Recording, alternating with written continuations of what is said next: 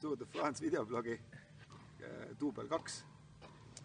Peab tõdema, et kuulitõukajat must ei saanud ja teivashüppajat samuti mitte, aga mulle meeldib rattaga sõita ja sellepärast sõidamegi järgmine suvi rattaga Pariisi.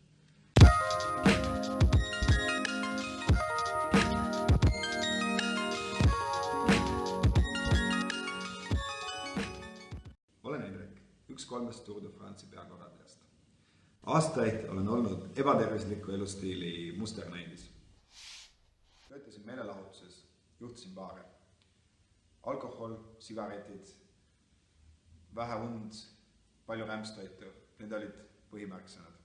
See kõik oli lõbus, kuid käis 100% mu tervise arvel. Ja ma kartsin, et 30-selt olen arstide püsiklient.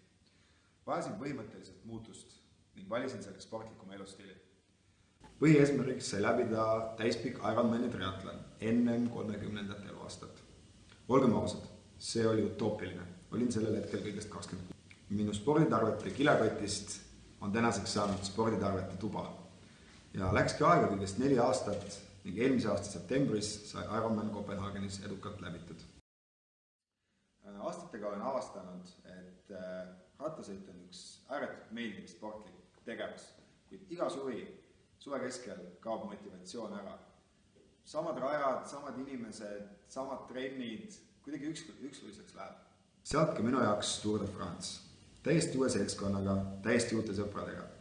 Iga päev uues linnas, iga päev uutel teedel. Just see ongi see, mis mind alati rattaselga tagasi kutsub. Ettevalmistus. Pean tunnistama, et talvine ettevalmistus on minu jaoks alati keeruline olnud. Sellel aastal proovin teisiti. Kuna suvel rattaga saab piisavalt sõita, siis talvel eraldi ratta ja sprinitrenni ei plaani teha. Küll aga peaks füüsis olema hea, et märtsis jälle rattaselga istuda. Selleks käin paar korda nädalas õues jooksmas, olenevalt ilmast ja enesetundest. Samuti on tööpäevadel meil sõpradega välja kujunenud hommikune trennirutiin. Kohtume iga hommik kell 7, et siis koos tunnikese võimelda, pisut jõudu teha ning venitada.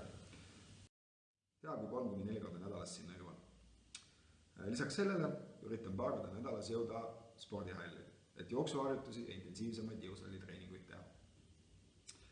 Pigem on rohkem trenne, kuid madalama intensiivsusega. Usun, et see on piisav, et suvel rattaga Pariisi sõites tagumik kangeks ei jääks. Oluline ongi ka see protsess ja oskus seda ettevalmistust nautida. Nii et ärge kahelge ja tulge pange ennast tuurile kirja. Sellest tuleb üks vägev üritus.